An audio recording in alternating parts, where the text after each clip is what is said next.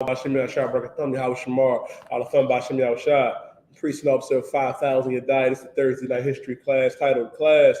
MLK's dream was a nightmare. Let me explain something to every Black, Latino, and First Nation man and woman out there. Martin Luther King Jr.'s dream was a nightmare for Blacks, Latinos, and Native American Indians. I'm going to explain to you why. I'll tell you why. Well, we have to understand, integration was the worst thing that could have ever happened to our people. The worst thing. Because right now, Oscar Walk, what do our people say that is common theme? Black people got to stick together. We don't know how to stick together. Why is that? Why is that? Because we had leaders that came in and told us that we had to integrate and join these other nations, in particular the oppressor. There was a time where we had our own businesses, our own, you know what I mean? The economy was so much better. Like, let me explain something to you. We had Black Wall Streets. We had our own cities. You know what I mean? Our own, you know what I mean, thriving communities. Like, you had Rosewood. You had, you know, the Black Wall Street down in Tulsa, Oklahoma. We had a Black Wall Street in North Carolina. We had many cities, man, where we were thriving. In particular, you know what I mean, in Black Wall Street in Tulsa, Oklahoma, us and Native Indian brothers and sisters, we lived in prosperity. It was cool. And look what happened. Look what happened. The oppressor's action should show us why we should never want to integrate with them.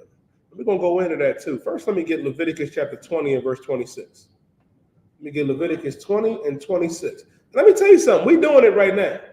We are doing it right now. But the point is, right, we have to separate. We have to. The problem, you know what I mean, what our people face right now is a crab in the barrel mentality. To where every brother has been taught that your fellow brother that lives in your neighborhood is your enemy, is your op. And he's not your op. He's not your enemy. The one that taught you that is the actual enemy. Like, we had deep problems, Astawak, and we're going to address them. Because a lot of these problems we did not have, you know what I mean, in the 60s, you know, in the 50s and the 60s and early 40s. This was orchestrated by the oppressor, who is the devil that the Bible speaks of, man. Like, you got a book. What's the name of that book where they talk? The Negro Project, right? The Negro Project, where they came in, you know what I mean? They came into our communities and saw, you know what I mean, that we were not, listen, it was at a time, right? In the 40s and 50s and 60s and early 70s, that the Black household was the number one household. We were number one in our parents being together, marriages and kids graduating from school, going to college. And the oppressor saw that and said, oh no, we can't have that. Then they started to introduce things. You had Margaret Sanger and them she-devils that came in and introduced, you know what I mean, those clinics in all of our communities. Planned Parenthood, you know what I mean, introducing, you know what I mean, the welfare system to where if you wanted to get on public assistance and welfare, who can't be in the house? That Black man can't be in the house. That brother can't be in the house. So you remove the brother, you remove the strong brother, and now the oppressor becomes your dad. That's the problem. And that's why we have to separate. And that's in the Bible. And I'm going to show it to you. Read. The book of Leviticus, chapter 20, verse 26. Go ahead. It said that ye shall be a holy people unto me. And you shall be a holy people. You shall be holy unto me. The word holy means to be separate. We're in Leviticus chapter 20 and verse 26. The Bible says you should be holy, separate. Keep going. For I, the Lord, am holy. And I, the Lord, am holy, because the Lord is separate. The Lord is holy, man. The Most High ain't with everybody. You know what I mean? This Bible is called the Holy Bible because it's not for everyone. It's for the children of Israel. It's for Blacks, Latinos, and Native American Indians because we are the Jews of antiquity. The Lord is telling us, ye shall be holy unto me, for I, the Lord, am holy. Read. And have severed you from other people. Meaning this, if I sever my arm from my body, it's no longer attached. It's no longer attached. And our God said that he severed us from other people. So why should we want to integrate? Why? Wasn't Martin Luther King a reverend? Wasn't he an esteemed reverend? Ooh-wee. Ooh-wee. Yes, he was. And guess what? He had no idea that was in the Bible. I'm going to show you a few scriptures on that, by the way, tonight. A few. And here's the thing.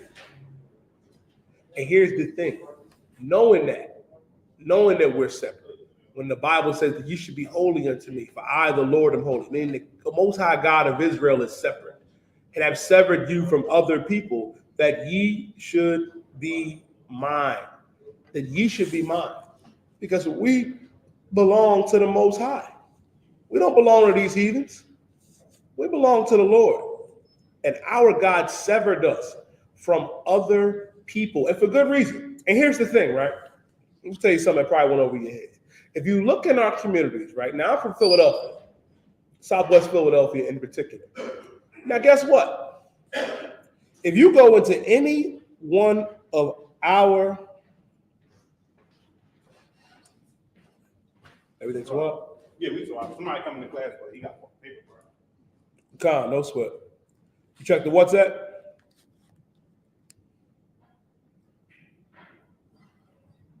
Listen. And the thing is, black man, Latino man, First Nation man and woman, you check the WhatsApp? They bars all had a message for you. Now, this is what we got to realize, and which is so sad, right? And which is just so sad. Our God told us that we should be holy, we should be separate, and he severed us from other people. God, Martin Luther King wanted to integrate us with these heathens, and he even said out of his own mouth, one of the last things Martin said was that he feared that he's integrating his people into a burning house. Boy, was he right, because this is a burning house. Oh, he started to change up the tune late in the twilight of his life, Isupk. Realized he made a grave mistake. Now, when you look at our neighborhoods, man, I'm from Southwest Philly, and there is, guess what? There is that Chinese store on every corner. They come in our neighborhoods, man, and make tens of thousands of dollars. Let me ask y'all this. Can me and Isupk go to Chinatown and start a business and thrive? No, we can't. We can't go to Chinatown and open up a chicken joint. We can't go to Bollywood, you know what I mean, to open up a soul food spot. We're not going to get patronized. Could you imagine if we went down to South Philly, went down to Little Italy, and tried to open a pizzeria? They weren't going to let us do that. Go ahead, Oz.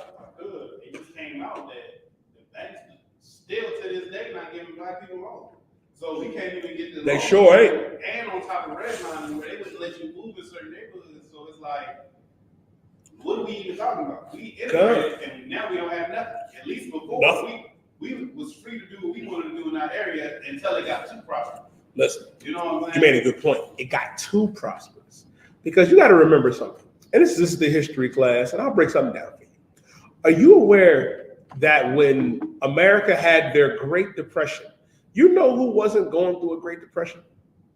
We weren't. We were okay. We were too wild. You go back, right? Around that time when the Great Depression happened, we were all right in our cities. We was thriving. They got jealous. They got angry. And what did they do? They carried them and burned our cities down to the ground. Burned Tulsa, Oklahoma down to the ground. Rosewood, you know what I mean? Our Black Wall Street in North Carolina. They did that. They did that. And they still do it. They still oppress us to this day. To this day. That's why it's important to understand that we have to separate from these people. Because our God, give me 1 Ezra chapter 8 and verse 85. 1 Ezra 8 and 85. Y'all got any questions too? I'll be answering your questions tonight. Any questions online, I will be answering them. Let me, 1 Ezra 8 and 85. All right, Esau, let me see what you're talking about. Here's the thing. We do that, and this is not a religion.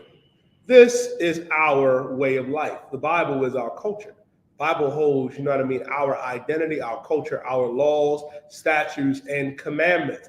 And because of this, and the Israelite school of universal practical knowledge, guess what? I'm not that man that I used to be. The man that you would not want to come across in the street. A man that you would have not had the heart to say that to in my presence in living color. I'm just letting you know, Esau. I'm just saying. He all right. You ain't even got to address it.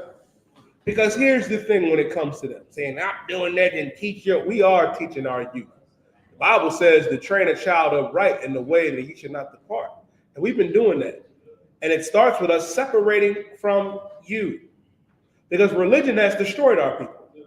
Allah, Christianity, Islam, or whatever, you know what I mean, religion that our people are in today, it has destroyed us, man. Destroyed us. Hey, shalom, boy. It destroyed our people. And we ain't supposed to be in Christianity or Islam. And tonight we're going into that. We're going into one, you know what I mean, one big old Christian that everybody loves and everybody reveres. I'm pretty sure you love Martin Luther King. You probably think he's a great man, but he was not. He was not. What he did was so detrimental. And I'm going to show it to you. And the Bible speaks about him as well. I'm going to show you that too. You probably didn't know that was there. Go ahead, Ashtawa. If I could, can I share a clip? Please. Please. Please do.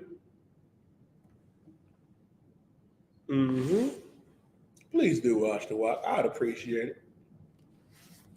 I would appreciate it. Because our people don't understand, man. Talking about the evil. We doing that. The problem is that our youth be looking on that television and looking at all the evil that the oppressor has been putting out there. You know what I mean? That's what's really messing our people up. Go ahead, Ash. I think I've seen this clip before. Yeah, you did. It's just so on the subject. It is. It sure is. I'm going to show TikTok too. I was looking at you were born 20 years before the Civil Rights Act in 1960. Oh, So how different did the world look then as opposed to now? I grew up during American apartheid. I lived in Chattanooga, Tennessee. They had signs. I knew where I could go, where I couldn't go, what I should do, what I shouldn't do. All those things.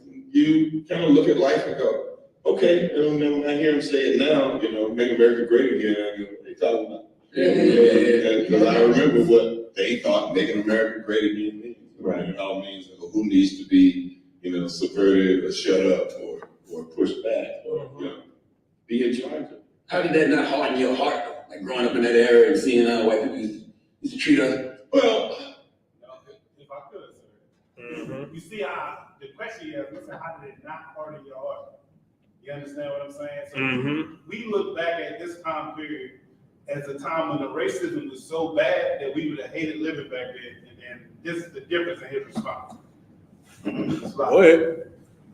A loving community and people who make you understand that you are a great people and there's a reason that they do this to you.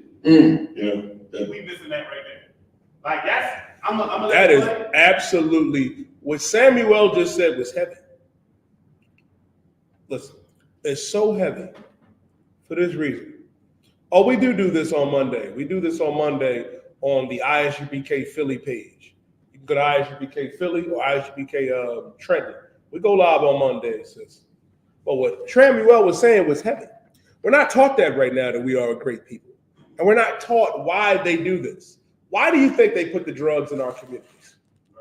Why? Why do you think they do that?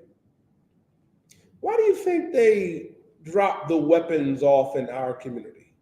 Why do you think they promote the type of music that they do to our people and no one else? Why do you think that is? Because they want our people to destroy themselves. That's what they do. That's what they want. And this is what we're missing. That's why they don't want critical race theory to be taught in schools. Right. Like they'll teach our babies about MLK. They'll play the I Have a Dream speech. But they won't play the clip of him saying that he feared that he integrated his people in a burning house. Right. They won't play that clip. They won't show you the wickedness and evil. Why do you think, and which is so sad, right, Ashtawa? Which is so sad. They won't show the other side on who's responsible. Because they used that brother, you know what I mean? The government used that brother. You know what I mean? Gave him a bunch of TikTok. They got a word from MLK. They called him Orgy Mike. Mike was called, well, they probably don't know what I mean when I say Orgy Mike. Martin Luther King's real name is Michael King. His father, Michael King Sr., renamed him and his son after the evangelical Martin Luther, after that oppressor. And Martin had a strong affinity and desire for white women. And he was in a hotel, and we got the article too, watch the walk to read it. He was in a hotel with them white girls and white boys, and he said, call me a nigga tonight. That's your boy, Orgy Mike. That's Martin Luther King. He was a deviant, a lustful deviant who did not give a damn about our people. Go ahead, Ash. MLK was like Diddy. MLK was like Diddy. Take that. Salakia. Good night. Keep going. Let's keep going. Keep going. That they try to keep you back because you are the richest of what the world is. You know, that you offer something that they don't have. You know they can't have it, but they want to control it. So, you know, you listen to those people, you have the right to. That's biblical. It's a lot. Teachers, my whole school life was black. I didn't have white teachers like I got to Lawrence. Wow. So I had teachers that taught my mom and her brother and sisters, so they knew what the expectation was in my house. They knew that people expected me to go to college, so they pushed me. You know, they loved me. They spoke to me in glowing terms and told me that I was somebody. Well, the books that we got that had pages torn out, they would tell me where I could get the information that I needed or we got for me. So people nurture. And I mean, even the kids that they knew weren't going to college, that they knew were going into the workforce or going into the service, they guided those people into the places that the teachers cared about because they knew those families and it was a community of black people that took care of it, you know, on both sides of town. I gotta remember that. That's what we need. And that's what we're doing here in the Israelite School of Universal Practical Knowledge. That is an amazing thing. He said he didn't have a white teacher until he got to college. Because when he came up, there was a time where we had an abundance of black teachers that actually gave a damn about our babies. Not all our babies are going to go to college, but guess what? They was able to guide them, you know what I mean, into their different professions and trades. You know what I mean? We're not for any brother or sister going into Esau's military at all. We're not for any black or Latino or First Nation man or woman going into the oppressor's military at all. But to guide these brothers in their trades and work with them, you know what I mean, and prep them for college or whatever, you know what I mean, job that they would have. That's what we have to do. And we do that here in the Israelite School of Universal Practical Knowledge under commanding General YAHANNA. And think about that time. That's a time where we had real community, where we gave a damn about each other. Now, it's that mentality where everybody's your op, everybody's your enemy. You don't want to do for that next brother. I remember that clip, you know what I mean, of Jay-Z saying, well, you know, I couldn't give my cousin the $1,500 because, you know, you got to go out there and get it. Nigga. Like, what is that to you? What is that to you? What is that to you? That's the mentality that we have. I know everybody was talking about Cat Williams and how Cat's interview was explosive. He went out there and said this about Steve Harvey, said this about said this about this one, said this about that one. And here's the thing. We ain't out here nowhere in defending Steve Harvey at nothing. We don't defend Uncle Tom's, but this is what I will say. We have gotten so low that when you have an issue with a brother, the first thing you want to do is go tell the world. Instead of doing what we're commanded to do by Christ, pulling that brother to the side. Pulling that brother to the side. All because of what? A brother stole your joke? You couldn't pull that brother to the side. First of all, y'all both comedians. Like, that's the joke in itself. It ain't that deep. Like, if a brother offends you, you know what I mean? And in nowhere in shape or form am I telling you, you know what I mean? When I say it ain't that deep, if something is that deep to you where you are offended by something that a brother does to you or sister, guess what? You have to pull them to the side. You have to. It is the brotherly thing to do. It is a commandment. It is what our King commanded us to do. You can't just go out, you know what I mean, and air your grievances out and tell the whole world. Can't do that. Tell the whole earth. No. Pull that brother to the side. Like, we gotten to a point where you love to see the discord and drama between our people. And it's what they promote. It's what they promote. Like, I I'm going to tell you something. I was on Twitter the other day, man. I'm like, why in the hell is Baddies East and Sukiyana trending by the hour into the 100,000s? Sisters, you know what I mean, half dressed, fighting each other, arguing with each other. And it just creates discord. And what I don't understand, I'm coming to you in a second. That's the type of entertainment that they want us to gravitate to. Sisters fighting each other, brothers fighting each other, having that discord, having, you know what I mean, those disagreements. Not saying brothers and sisters can't disagree, but it's a way to do it. It should never be public. In that regard, especially if it's that deep, if you offended, you got to pull them to the side. Your first instinct can't be to put hands on another brother or sister, you know what I mean, for any reason. Your first instinct can't be, you know what I mean, being on that show and making a mockery, you know what I mean, of yourself and your people, because that's really what you're doing. That's really what you're doing. You're painting the image, you know what I mean, that sisters ain't this. That you're supposed to be out here twerking, having the OnlyFans, being a promiscuous woman, when that's not how you're supposed to be, sis. And brother, you're not supposed to be some effeminate brother sitting down on a couch with another brother that call himself Shay Shay. Like, that's suspect to me, I.S.U.P.K. You sitting down with a nigga, he called himself Shay Shay. Salaki. Some of y'all call him uncle. But then again, I understand a lot of y'all uncles, mine too. We all got one of them. And that's an abomination too. Go ahead, I.S.U.P.K. No, if I could, the loving community part is so heavy. Like, we gotta understand that was the purpose. Us even being in the struggle and dealing with life. That's why they took the jobs out of the community. That's why they separated the man and the woman. That's why they promote the type of education they promote to us. That's why they make sure our family's separated, because that loving community, when you really look at it, that's the key to everything. Because when a child is not loved correctly, they grow up and they begin to go off. When a child don't have both of their biological parents in the house, they're way likely to be worse. Let alone you put drugs in the community. So now I'm in a house where my mom wants drugs, or my dad wants drugs, or whatever selling drugs is going to jail. Good. They was able to eliminate the next couple of generations to where growing up, we can all speak to this. Like, if you Black, Hispanic, or Native American, you know, you got a certain eye towards your people that's only towards them, and it's the type of paranoia that you got to. We had to learn that the oppressor was the devil by the speaker. Well, you know that? We thought Esau was Jesus.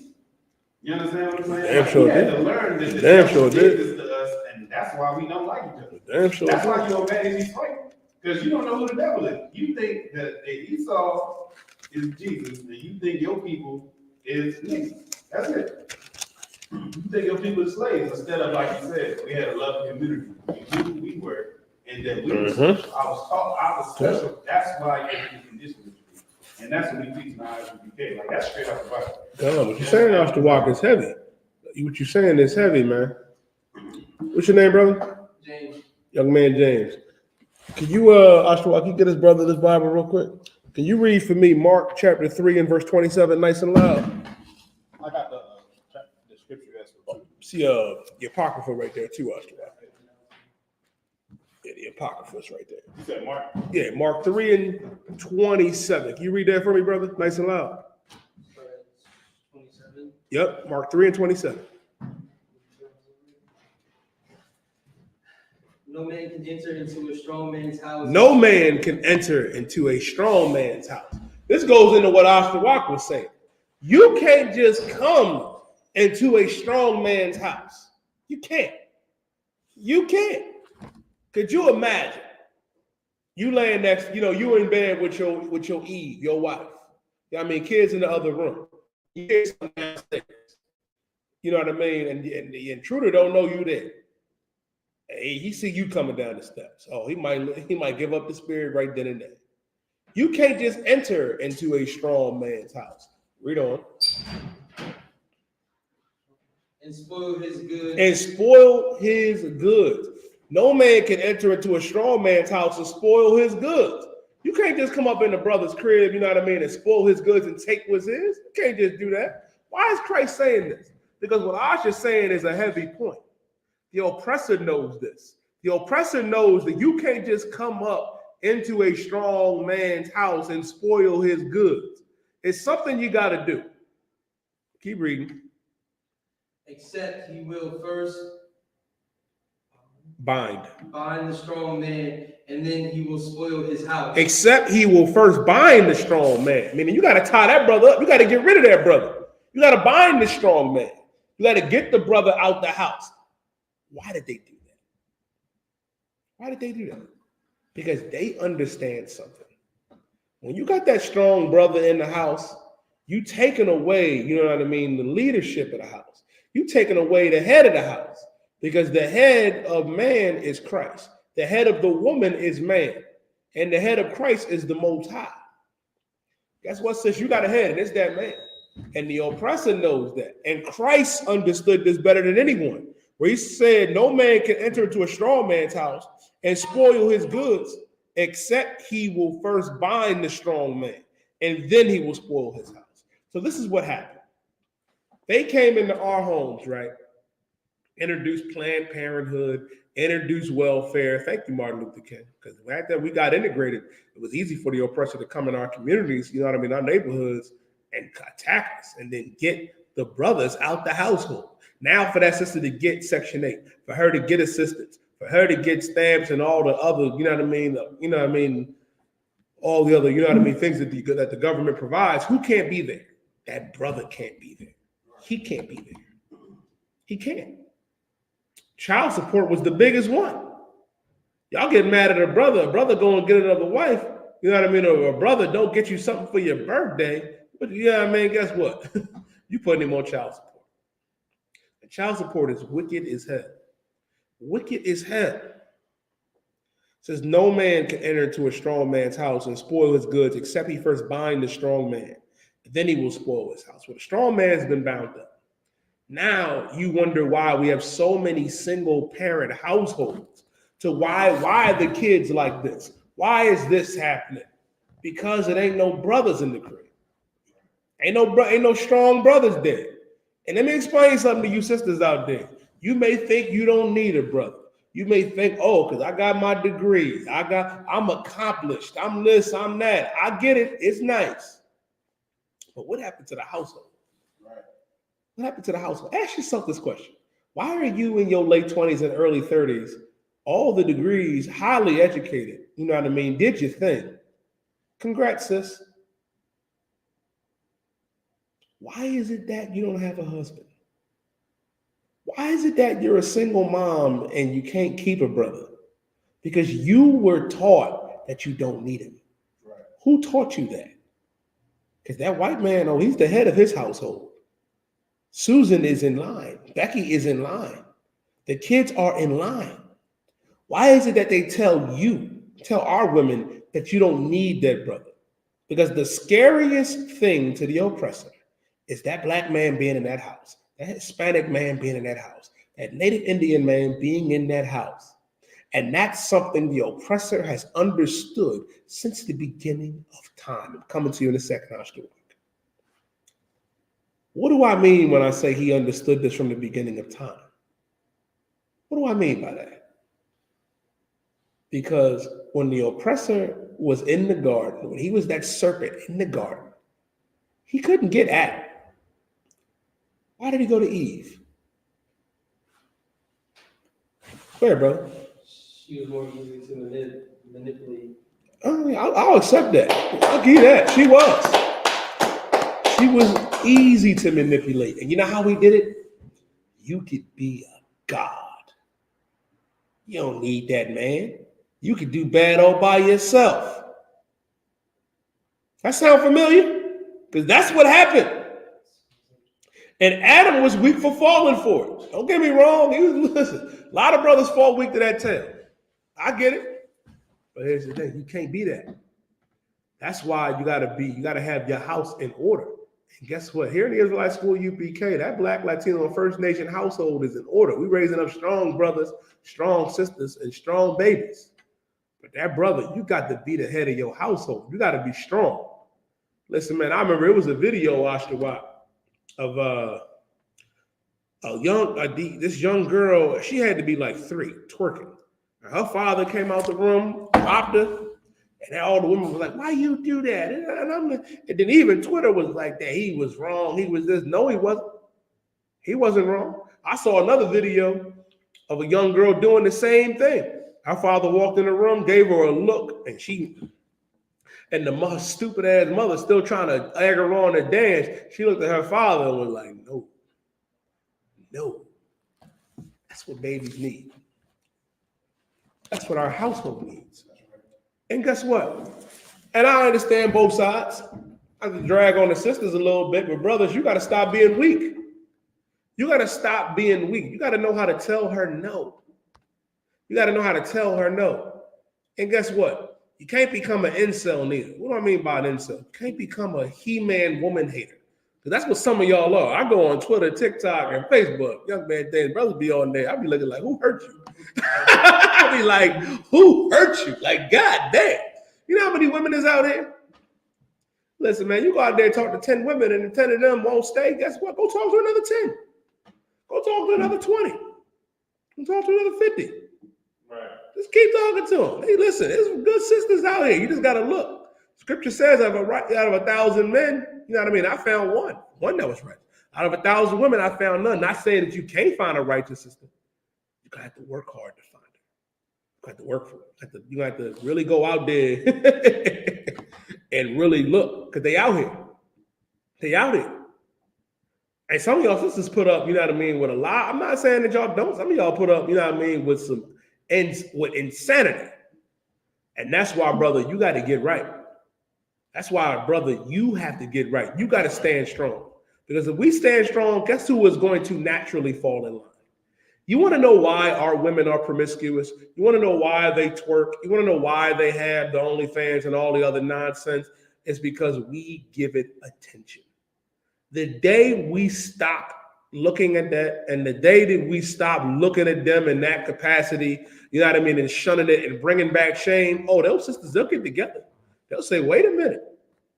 Brothers ain't looking at me while I'm half naked. Brothers ain't looking at me while I'm twerking and doing this other stuff. Who are they looking at? Are they looking at the modern sisters? I guarantee you they're going to be in Macy's and all whatever they shop, and they're going to have modest apparel. It's going to be in stock. It's going to be in season. It's on us. We got to get right. And when we get right, you know what we can do? We can get them right. That's why we correct the brothers and we correct the sisters. And when you get corrected, when you get raised up, now we can go correct our women. Because here's the thing, some sisters don't want to hear it. That's fine. You want to fall in line eventually. I pray you understand. Because it's about to get real outside. And let me tell you something. This was unheard of during MLK's run. Let me tell you why. That's right.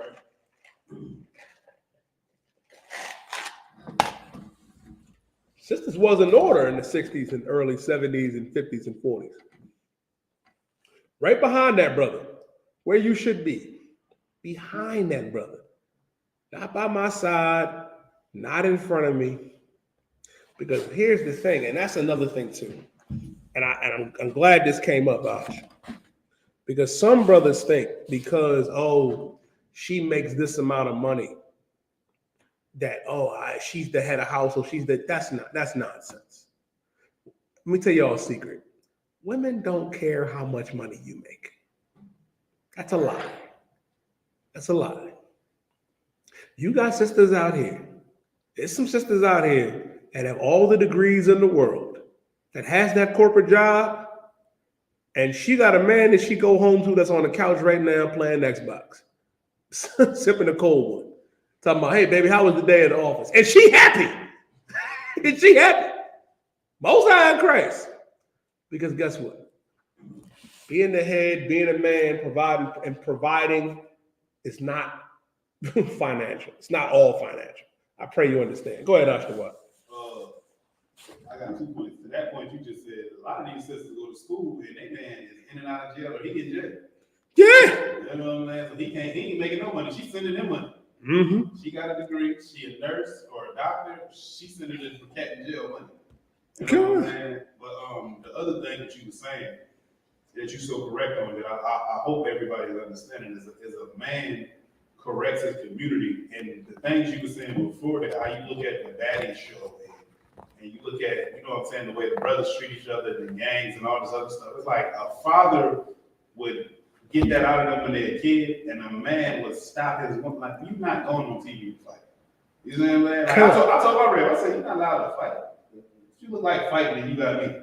You're not fighting. I don't care what happened. You're not fighting. I'm not explaining to nobody that something happened to you because you wanted to go outside and fight some straggler. You know what I'm saying? Like you under my protection. You know what I'm saying? Like I don't even understand that. And then she's sitting there looking like I'm right, but at the same time, you know what I'm saying? In the world, it's like it's normal these days for sisters to be outside fighting each other, or they shoot now. It's a lie. They shoot, they hit each other with the car, all that. It's a lie. What you're saying, Ash, is so heavy. And they don't realize that's the counsel, the righteous counsel that they need from brothers.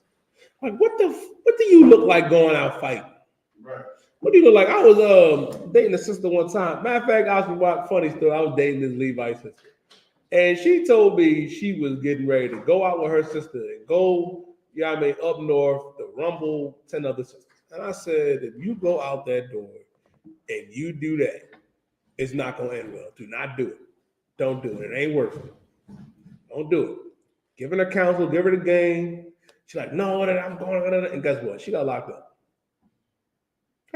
She sat for 10 days. When you get that call, you accept the charges? I was like, lie. It's a lie. Lie.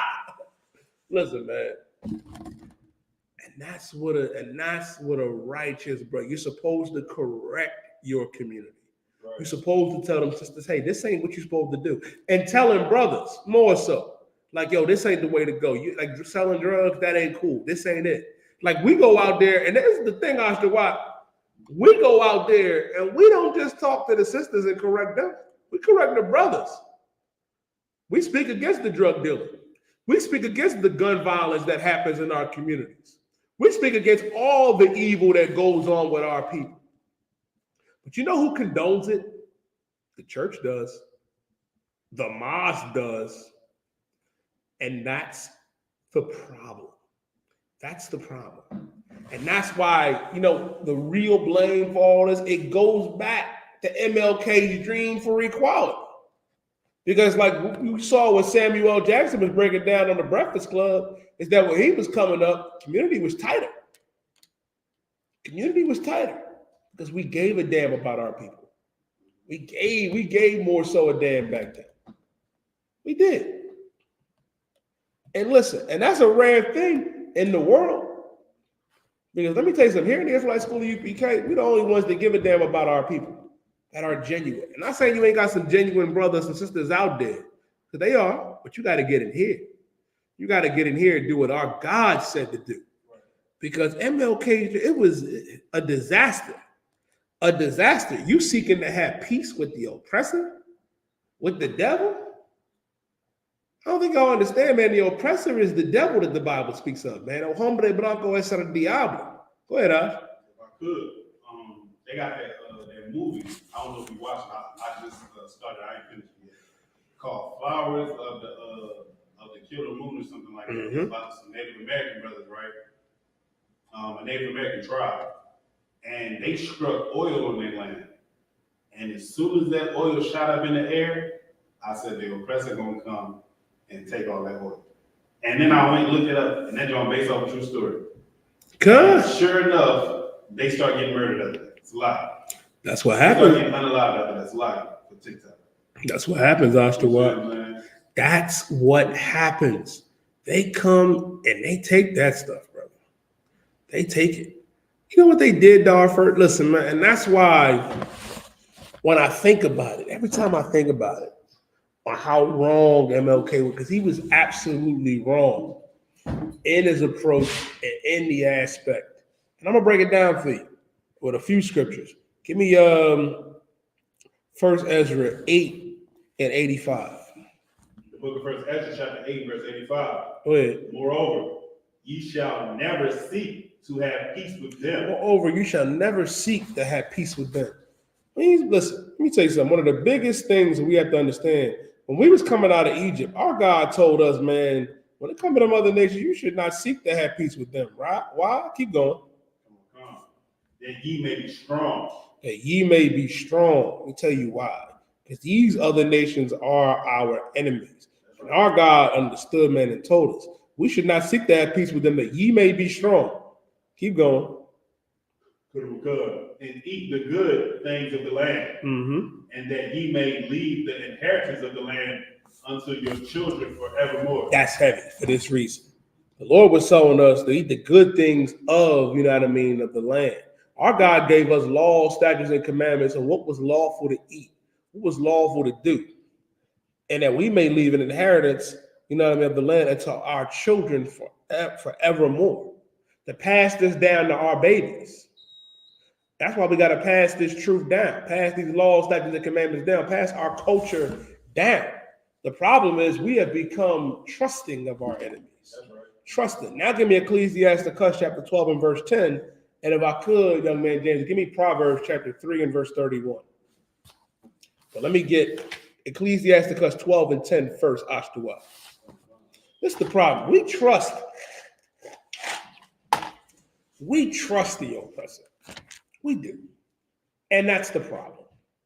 You're going to trust the same oppressor that burned down Rosewood, burned down Tulsa, Oklahoma. You saw what he did to our brothers and sisters of the tribe of Gad and the tribe of Reuben. Go ahead, Ashtua. If I could, that's the other heavy part about the movement, is the oppressor and the native brothers and sisters, when they got money, they got fresh, they started buying cars, they started coming up among the oppressor, kicking it with him, and dealing with him, doing business with him and all that. And I'm sitting there looking at him, and I'm like, you know what they did to your people. Exactly. You know they violated every treaty. You know that piece of land that you was on, they really gave you that piece of land to keep because they thought the land wasn't valuable. Now that you got this valuable land, you should not see, like y'all, they needed the Bible. You should not seek to have peace with them. And because they allowed them to be so close, it showed the oppressor, okay, they let us be close. And the whole time they was plotting. They trying to marry the women. Plotting. Unallow them being slick, doing this, that, and the third. Like, listen, we need to get in with that money. And our people, that's what we go through every day. You got the talent, you rap, you play basketball, you doing this, that, and the third. You are being used by the oppressor to make him rich. That's really what it is. Really being used. Go ahead. Because we don't have our own leagues and our own stuff, you making millions and he's making billions. That's why he paying you. You see what I'm saying? You're the franchise. We go to the Olympics and it used to be all black people and Kevin Love. Brother. That's it. Brother. It's still like that. Even though brothers ain't going now, what was it? All black people and Joker and Luka? Exactly. Like, come on. Exactly. Gordon Hayward, maybe? I don't know. It's all brothers though. We went in the Olympics for America and we Negroes. Shouldn't we have our own? Listen, man, I'll give brothers this, man. Brothers, most of the brothers, superstars, are starting to stand down from that anyway, and they should. Right. And we're gonna go into that too, Oscar. You jumped the gun a little bit. I'll go right into that because that's another big thing. We don't have our leagues anymore. We don't have a Negro League. We don't have it. We don't have our own basketball leagues, our own football leagues. I was talking to this brother today at the slavery, man. You know what I mean? The brother was like, "Well, you know, they paying Dak Prescott all this money. Why would I continue to pay him?" I said, "Nigga, you ain't paying that brother $80 million. I said, I ain't got $80 million to give. Man, we be having a different conversation. We'd be having a different conversation if we had that type of money. But the problem is, and then, ironically, we was talking about the Cowboys. Jerry Jones. You know what Jerry Jones did? When Jerry Jones was a 15, 16-year-old boy, you know what he did? Well, I ain't gonna say boy. He was a young man. What's that sister name, man, that was trying to go to college, that was trying to go to school down in Arkansas? It's on topic after all. Pull that up. Pull that shit up. Salaki for the language. Oh, yeah, because this was. Yep. In Little Rock, Arkansas, 1957, when they integrated, you know what I mean, that school. Oh, thank you, Martin Luther King. Thank you, Martin Luther King. Now, if I could, what's heavy about this is we just heard Samuel Jackson say what it was like for him to go to school with black people and never having a white teacher his whole life. And then this is what it was like to go to school after the civil rights movement. God. And Jerry Jones is, I think he's in the back, in the middle with the structure. Yeah, that's him. That's him. He was there. They were blocking the doors to not. It says defiant white students at North Little Rock High School blocked the doors of school, denying access to 6 black students enrolled in the Arkansas school on September 9th, 1957. Jerry Jones was one of those students. They didn't want niggas in their school. Right.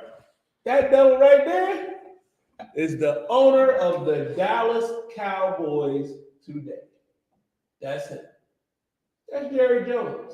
And they saying, oh, he was just there being a spectator. No, he was there to fight. Right. He was there to fight. So if you a brother that play, if you a Dak Prescott that play, a CeeDee Lamb, that's your owner. That's your slave master. That's right. That's what he really feels. And let me tell you something. I look at this picture. And that's one, I.S.U.P.K. You know, me and you look at this picture and we see something different.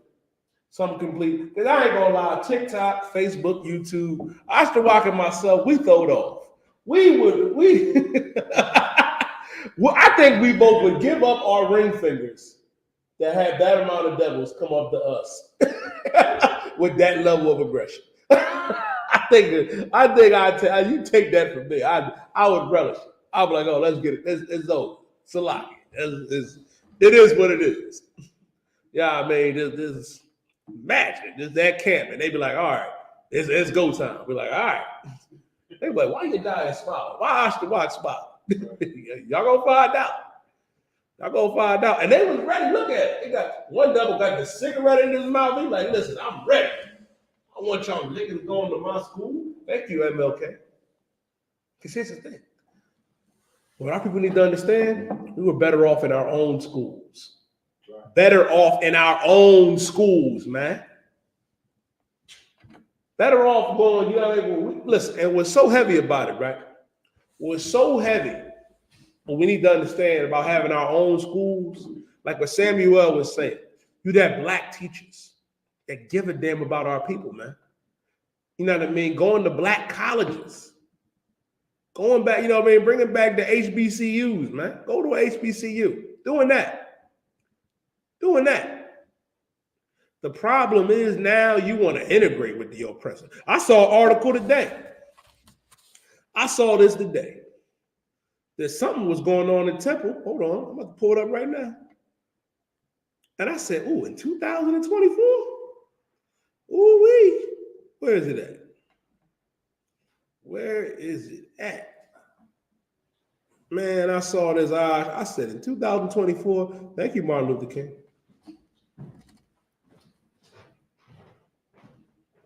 Like they opened up some type of investigation at Temple because they was discriminating, you know what I mean, against, Black and Latino students. I said, man, would you look at this here? Would you look at this here? And it goes to show you, man, Black man, Latino man, First Nation man and woman. We're better off with our own schools. We're better off with our own establishments, our own restaurants, our own sports leagues. Because if we had that, guess what? There would be no need. Could you imagine? We wouldn't need an NFL if we had our own league where brothers could play football. I can go on and talk about how the NCAA is. You know what I mean? Or how the combine is. That's modern day slavery right there. Where you go in there, they take your measurements, you go in there naked in your drawers, and they got you running, doing, you know what I mean? It's like you going into the Coliseum. It ain't no different. We're going to go into the scriptures about that. It's the auction block. What you said was heavy. That's what it is. They finna pay for you. You think, oh, because he's making millions of dollars. He's making this. Well, how much is the owner making? Go ahead, Ash. If I could, if you change the dialogue, when you watch what they doing, and you just have somebody say, here goes a Negro. Phone's on mute, brother. If you change the dialogue and go, here go a Negro, you know what I'm saying, strong, this amount tall, this, that, and the third. Look in your mouth. He got all his teeth. You see what I'm saying? They measuring your head. Oh, he can run a 40. He can run a 40. He can run a 40-yard dash in a 4:30. And you just change the verbiage. It's literally the book $40 million. You a slave, bro. Yeah. You know what I'm saying? Then you bang your body all up and get hurt. And they're like, well, you are $40 million slave. That's all you are. And the good ones get endorsement deals. You know what they don't tell you? They don't tell you that 1% of those athletes even make it. So you got to really think about it. You look at and most of these brothers are talented. There are brothers in the hood right now, in the ghetto. There's a brother right now that's possibly he was better than Michael or LeBron, that he was better than Mahomes. He might not have had the grades. He might not have had the same opportunity that they had. Far more talented. You got a lot of brothers, man. Not just on the physical side, but on the academic side too. You got a lot of brothers, man, that are geniuses that didn't go to college. You know what I mean? That are geniuses, scientists. You know what I mean? Blacks and Latinos, we made every major invention and minor invention here. You got to ask yourself, the percentage of brothers and sisters that actually make it, it's like 1%. So where do the rest of them brothers fall into? Where do you go? Why do you think they build so many prisons? Why do you think, you know what I mean, they push what they push? Oh, be a rapper. How many rap, and everybody wants to be, and that's another thing too. I ain't trying to crush brothers' dreams. I ain't trying to diss nobody. I'm not trying to throw no shade. But how many of you actually make it? Like, what is actually making it in the music world? To be like Jay-Z? Really? That's what you want? You want to be a pawn in the oppressor's game? But that's really what it is. I never understood it anyway. I want to be a superstar rapper. Okay. Do you know the lifestyle that they really live? The deals that they have to sign? Like, I don't think people realize, you know what I mean? They have horrible lives. Sure, they have millions of dollars, and a lot of them are really broke. A lot of them, that's really a front, like you're trying to put up. A lot of them don't make no real money. A lot of them actors, too. Listen, Monique was trying to put brothers and sisters on the game for a while. Look at Taraji Henson, man. Taraji out there cried. Like, they said she did some film with Brad Pitt, but Brad Pitt was making like hundreds of millions of dollars, and she barely made like 30 or 40. I'm like, God damn. Like, it's rough. A lot of them don't really have money. They broken down and heartbroken and going through it, going through all type of depression. You know what I mean? A lot of them got to get pilled up and do whatever. Cardi B ended up having a meltdown, man. I remember when she said she don't want to do this no more. She just want to be a mom. She don't want to, like, you know, that's why she wasn't even wanting her kids to even listen to the join to her and Meg Thee Stallion put out WAP. They get sick and tired of that too. They live horrible lives, man. And that's what you want. That's your idea. That's a fantasy that they pump to our people. That you could be this superstar. You could be LeBron. You could be Michael. You could be, you know what I mean, Quavo. You could be Future. You could be this. When, black man, the greatest thing you can be on this earth is a priest of the Most High. That's right. And not everybody can do that either. Bro, I can tell you how YAHANNA. That's the greatest thing you can be. Being a soldier for our King, for our God. Go ahead, Ash. And if I could too, right? General Hyman made a heavy point when he said that the music industry is not a real industry because so many little people make it and so little people actually make money off of it. And the reason why that's heavy is because when they destroyed our communities, we were starting to be doctors and lawyers and different things like this. They ain't want that. Now, what would have ended up happening is instead of them bringing Asian people over here and bringing the rest of the nations over here, right, and giving them loans and business and stuff like that, we would have been the next class under the oppressor. You understand what I'm saying? But that's a problem because of our spirit of who we are as people. Don't nobody respect their managers black. You look right at them like, I know that. Well, I ain't gonna say nobody, but a lot of us like, I'm not doing that. So if we what you saying is heavy. So if we was in charge, like imagine like you got somebody that you look down on, you telling everybody you better than, and then he coming in to work for you, and then he looking at you like you ain't nothing, and you the GM. You see what I'm saying? You the owner, you walk in, you like, I don't get who that is. That's how we act. So just imagine if I'm the manager. Imagine if I'm the person that's in charge. I don't have to hire you, and I don't respect your little game that you playing where just because you were an oppressor and you went to such and such school, you come in here and you incompetent. I'm not putting you over the brothers that's better at the job, which is what they do to us. You will work a job 20 years, master the job, they put somebody in front of you, like, you don't know what he's doing. He's not even learning, and he gets paid 3-4 times more than you. And he about to replace you. Like, that's our situation. And we wouldn't be trying so hard to rap and to go bust our head and get a concussion and have to, get your ligaments torn in your knees and do all this. You wouldn't do all of that because the community would be so good. You would just look at your father and go, my father's a lawyer.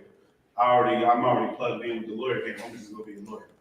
My mother's a doctor. I'm just gonna be a doctor. Whatever our people was doing around us, we just would pick up on it and thrive within our community to where if we wanted to go play basketball, we can go play basketball, but we wouldn't have to. We'd have better options. You come and you wouldn't you might own hotels. Like it'll just be a thing where your family owns hotels. So can I add one to you? That's gonna go right on topic. Every Black, Latino, and First Nation man and woman, you know what industry we should really own? That should be ours. The bus industry. When they had that boycott, when they had that Montgomery boycott, the worst thing we could have done was fold it like, oh, we can't sit in the front. We just not gonna ride the bus. That was amazing. That was amazing that we could say, yeah, fuck your bus. We're not gonna ride your bus anyway. We're gonna carpool. We're gonna open. We're gonna have. We're supposed to open up our own bus company. We're supposed to own the bus company. Like we here in Philly, we should own SEPTA as Black people. We should. That should be ours. It should be like when Commander General YAHANNA broke this down. I said, damn, this is so true. Like when a brother come out of school, it's like, all right, he don't want to go to college. Guess what? He should be able to go right into, the bus industry, the train industry, and get trained up. He should be driving the bus, ride the train, doing maintenance on it. That should be something that we own. Like how East Indians have the Dunkin' Donuts, the 7-Eleven game on lock in the subway, or how they have the hotels and how certain, heathen nations have what they have. That's what we should have. We should have that. We should. Why don't we have that? Because we thought, oh man, we integrate. We integrating with the oppressor. All right, now we can sit at the front of the bus. The best thing that we did out of that was showing that, hey, we showed and proved, hey, Shalom, warrior, Lord of Christ. The best thing that we did was show, hey, we don't need to ride your bus. That was amazing. The worst thing was not pushing and following through. Starting our own bus company. No, you good, brother. Go ahead. Starting our own bus companies. Yeah, we should have. That should be an industry that we have on lockdown. You know what the problem was? We put our trust in our enemy, and our God said this. Go ahead, Asha, then read the scripture. If I could, too, like hair industry, like it's certain things that we shouldn't let nobody else sell us. Oh my God! Pull the video up of where the hair comes from. Go ahead, brother. Proverbs 3:31. And it ties in. I was just about to show you who run. I brought up how they run. These Indians they got Subway, 7-Eleven, and Dunkin' Donuts. And they got the hair industry. Sisters, that hair that you wearing, guess what? It ain't, you know where your hair come from? Do you know where that hair comes from? Oh, I'm about to break some of y'all hearts. What's up, brother? I watched the class where you explain where it came from. Oh yeah, listen, it's rough, ain't it? It's disgusting. Yeah, man. You talking about from from Elon? Yeah, Elon. Oh my goodness, man! When I saw that, I said, "Get out of here, man! Get out of here!" But that's where it came from. It come from the East Indians, and it come from the gutter. They get that weave and that hair out the gutter, Isupk. Like, it's crazy. You paying all that money for the bundles. They getting the hair out the sewers in India. First of all, and I don't want to sound like that, brother. I can only imagine what it smelled like over there. I can only imagine. That smell that they got is diabolical. And you getting the hair from, and they getting it from the sewer. And they selling it to us. Sewer hair that they getting out the drain, they selling to our people. Man, I'm going to show y'all the video in 1 second. That's the problem. No one, we shouldn't, that's an industry that we should have on lockdown. Like they shouldn't, the Asians and the South Asians and the East Indians should not be able to come in our communities and set up these shops and salons and do this. They shouldn't. First of all, they hate our sisters. I don't think y'all understand that. They hate you. You know how many stories we've seen and went over about how they beat the hell out of our sisters in those salons and in them parlors, in them hair stores, and you'd be lined up. I saw a video, man, that sisters dumpster diving, man. I said, God damn, how we have fallen. How we have fallen. You got it, Dr. Watt? No sign of Christ. I'm going to play it for you. Please, Cassie. This was rough when I saw it. This was rough. Rough. As a matter of fact, read your scripture first. Come. Read Proverbs 3:31. Envy thou not the oppressor, and choose none of his ways. Envy thou not the oppressor, and choose none of his ways. We ain't supposed to envy the oppressor. We ain't supposed to envy these heathens and choose none of their ways. First of all, being a promiscuous harlot, that's the way of the heathens. That's the way of the oppressor. That ain't something that we do. Marilyn Monroe and them made that, popping. They made that, cool to be a promiscuous broad, to be a promiscuous harlot. Our God said, envy thou not the oppressor and choose none of his ways. We ain't supposed to choose their way. First of all, you want to know why some of y'all can't grow your hair? Because, and that's in the Bible too, watch the Bible. That's in the Bible. All phones on mute, Bible for sure. Listen, a lot of y'all can't grow your hair, and that's biblical. Well, the Lord said he was going to strike that crown of your head, because you got your heart hard, your mind is hard. You got all that anger. And you come up in here, sister, and change your life, your hair will grow back. That's right. I've seen it happen. I've seen sisters come in here with Salaki. They know who they is. And then after a little bit, they start coming in. It'll happen. But let's show it out to walk. Show the video. show it. Stay clean and treat this hair, making it look nice and shiny. But the truth is, it's not virgin hair. It's straight from the drains. This is the only reason human hair extensions are still affordable. Otherwise, they would all cost thousands of dollars. It's a hidden secret of the beauty industry, and many don't know about it. What do you think? Knowing that the word. Did you know that most affordable human hair extensions come from drains? In India, workers actually collect hair in public drains and plug holes. Look at the shiny. The truth is, it's not virgin hair. It's straight from the drain. This is the only reason human hair extensions are still affordable. That's where your hair and your bundles is coming from. The sewers and drains in India. That's where it's coming from. And they selling it to you for top dollar.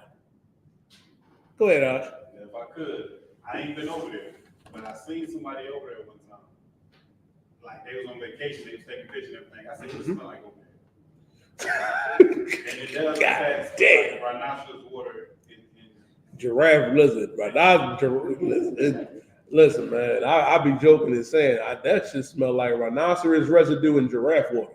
I can only imagine what it smelled like over there. It's rough. It's a rough situation. And that's where you're getting the hair from? How are they able, ask yourself this question, how are they able to go into their drains, get their hair, and then come in our communities and sell it to us? Let me ask you all a question. Could we go into our drains and take our excess hair and sell it to Orientals and sell it to Arabs? My God, I.S.U.P.K, they would deem us to be the most wicked people on the planet. But how is it that you have a market in my community to sell us hair that's from your drain? And then you say clean it. People that don't know how to clean themselves, you mean they cleaning that hair? Man. The bar, come on. Like, these are people that don't know how to clean themselves, they cleaning that hair. Go ahead, young man, James Fry. So, when we were enslaved, wasn't the oppressor using our hair to make like cushions and chairs and stuff like that? Brother, they did more than that. I don't know. They used our skin to make shoes. Pull it up, I.S.U.P.K. They used to use our skin. They used to skin us and make pellets. Oh, yeah. Oh, yeah. That's what they did. That's what they did. I'm glad you asked that, because it goes on to what the scripture I.S.U.P.K is holding. These are the people you trust. This is who Martin wanted to trust. People that would skin us alive and make pellets out of us. Now I'm supposed to forgive you. Now I'm supposed to let it go and just forget. It was such a long, ain't that what they say, Gabar? Ain't that what they say? It was such a long time ago. They say, we got to move forward. We have to move on. Damn all that. Because first of all, it wasn't that long ago. When you think about it, it wasn't that long ago. Like, I hate that notion. Y'all celebrate the 4th of July every year. Every year. We don't tell you to get over that. And guess what? It's some of you Negroes that celebrate that. You know what we was doing in 1776? We was coming off the auction block, getting abused, unalive, made into pellet, made into shoes. And we supposed to forgive them for that? We supposed to just forget. Y'all can't get over 9/11. Y'all make sure, if you ever notice, right? When something happens to these other nations, they don't forget it. I'll give you another people that's real good for that. I'm gonna be very careful as to what. The top hat people, the top hats that be popping up out of the sewer systems in New York, down there with the Teenage Mutant Ninja Turtles, they never let you forget about what happened to them. Oh my God, they'll tell you about what happened. You know what I mean? At Auschwitz, they'll tell you what happened in Poland. They'll tell you about how they went into concentration camps and all that. Oh, and if you speak out against it, you're anti-Semitic, when they're the real anti-Semites. But you can't say nothing about them tunnels and the mattresses. You know, they got stains in the mattresses too, I.S.U.P.K. Right. The stains. Just let that simmer for a second. But not to go too far into that. We'll go into that. We'll go into that too. And guess what? You don't criticize them. You don't say nothing to them. Look at that. Negro skin shoes. They made purses, cigar cases, bookshelves, all that. That's what they did. This is what they did to our people, man. Never forget what they've done to us. Never. And I'll give you another one. Read what you got, I.S.U.P.K. Scripture. Come. Book of Ecclesiastes, chapter 10. 12 and 10. Verse 10. Never trust thine enemy. Never trust thy enemy. We are not supposed to trust our enemies. That's what they do to us. Never trust thy enemies. Read. It says, for like as iron rusteth, so is his wickedness. For like as iron rusteth, iron will eventually rust.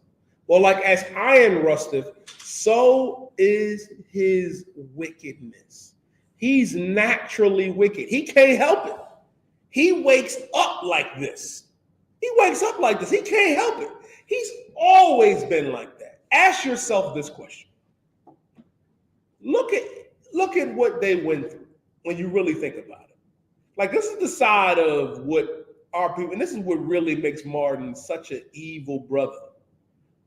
Like you had brothers, mothers, and wives out there getting water hose soaked on them and dogs biting the private areas and sensitive parts of our bodies.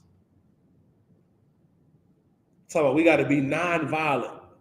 And you got that from Gandhi. Ironically, listen, I don't know what it is. Elam catching strays today, Oscar. Why? Elam did a lot to our people too. All these other nations, man. But understand something. What's heavy about it? These people sick dogs on us, hosed us down with water hoses, hung and continues to hang us from trees. And we supposed to forgive. We supposed to forget. The Bible says, never trust thy enemy. For like as iron rusteth, so is his wickedness, man. This is what he does. He can't help it. This is who he is. He's shown us who he is. And we want to integrate with him? Go ahead, Ash. General Muhammad had a beautiful metaphor on Monday by basically saying that we is dog. You know what I'm saying? Because the dog, the moment you beat that dog will forgive you. You understand what I'm saying? And it's like the dog want to forget and remember the good things. And that's our people in America, man. I remember going out to camp. This is one of my best. This is probably my favorite moment at camp. Is when I went out there and I explained to our people alligator thing. You was there that day. I remember. And then I went and read an article where a devil got ate by an alligator, and I had our people outside. Rockefeller Hall, why was shot?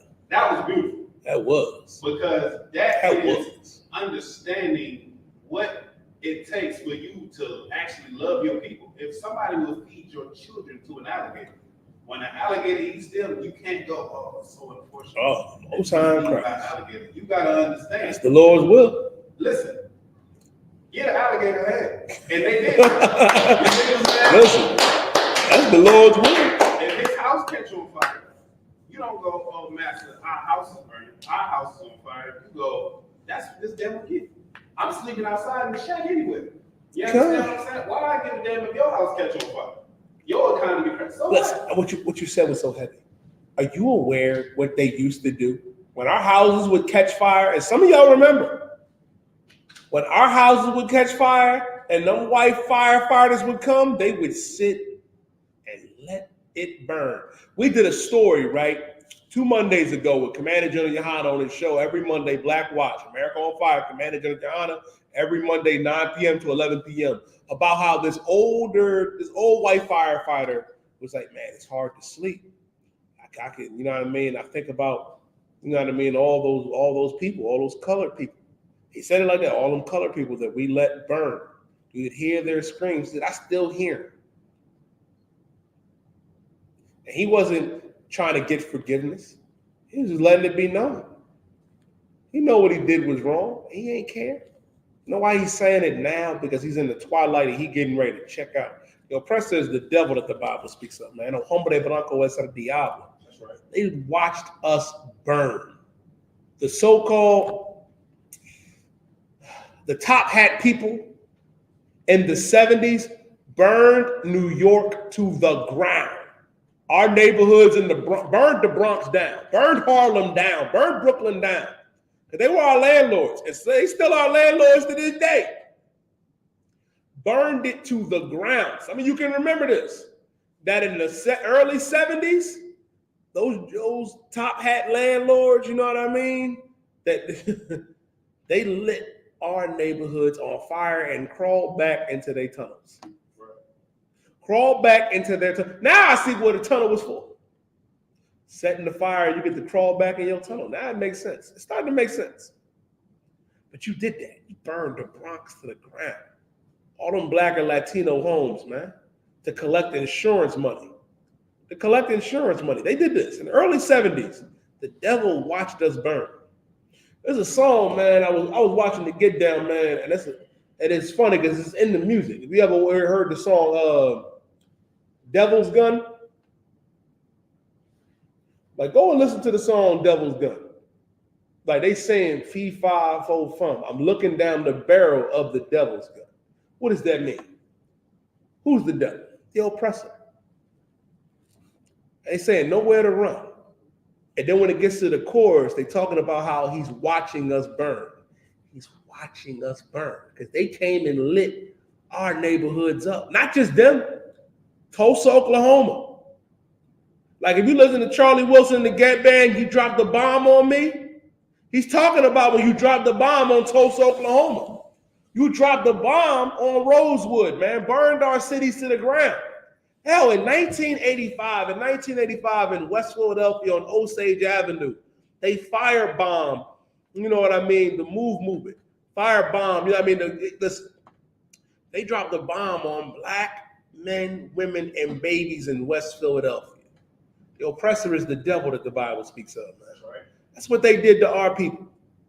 That's what they did. I had some silly Gino. I'm coming to you in a second, Oz. I had some silly Gino Jennings follower gonna tell me. He was like, "Well, who called the police on Osage Avenue, brother? Because I was there. Who called the police on them?" I was like, "Niggas like you. Niggas like you. Because you was taught to love your father, and you know who your daddy is, the oppressor." And Christ said in John 8:44, "You know, you of your father, the devil." Well, it's John in the 8th chapter, down onto the 40-something verse. "Well, you of your father, the devil, and the lust of your father you would do," because he was a liar from the beginning and an unalive. That's the lust that you do after your father, who is the devil, man. And that's why you can't be like MLK. You can't do what Martin do. You can't. Because that dream failed our people. Drop down to verse 16. Verse 16. Come. An enemy speaketh sweetly with his lips. An enemy speaketh sweetly with his lips. He's going to talk smooth to you. He's going to talk sweet to you, man. He's going to speak sweetly with his lips. Keep going. But in his heart. In his heart, meaning in his mind. Read. He imagineth how to throw thee into a pit. But in his mind, in his heart, he's imagining how he can throw you in a pit.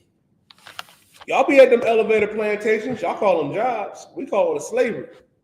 You go to that job, man. You go to that slavery, and guess what? I don't care if they smiling. I don't care, man. Listen, that they smiling at you, you know what I mean? An extra polite offer to buy your breakfast or lunch. Watch him.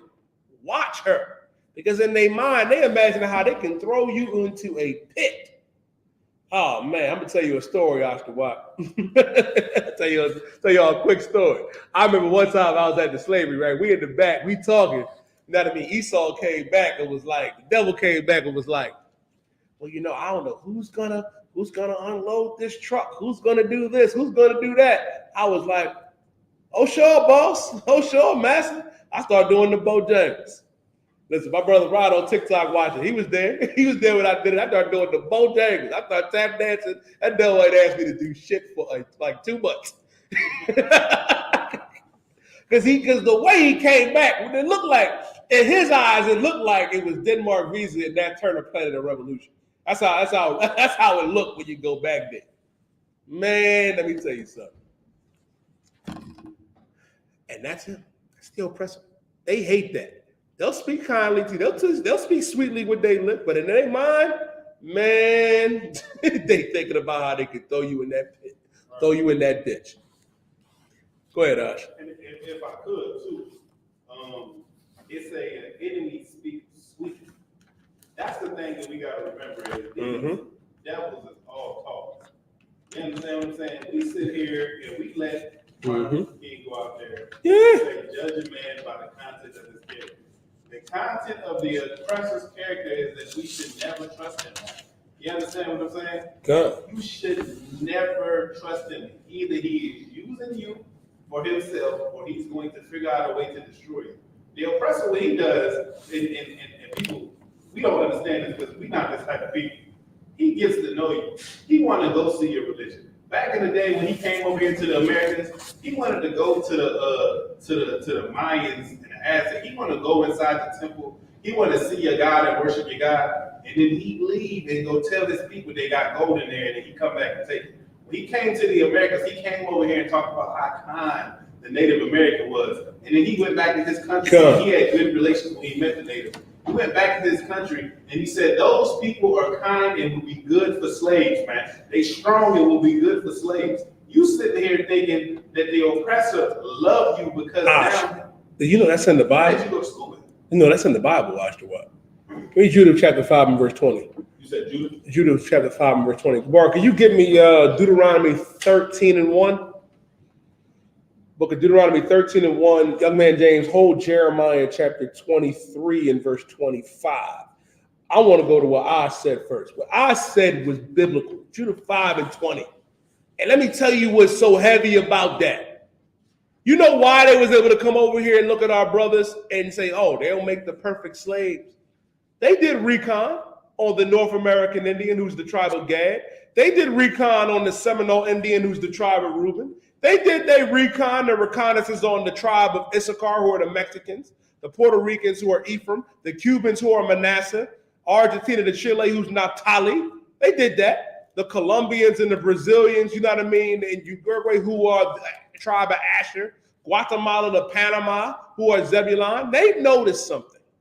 And that's in the Bible. Let me Judah chapter 5 and verse 20, Bubba, for sure. The book of Judah, chapter 5 and 20. Now, therefore, my Lord and governor. This is a heathen king. This is a heathen king. And they have an accountant. They said, now, my Lord and governor, read.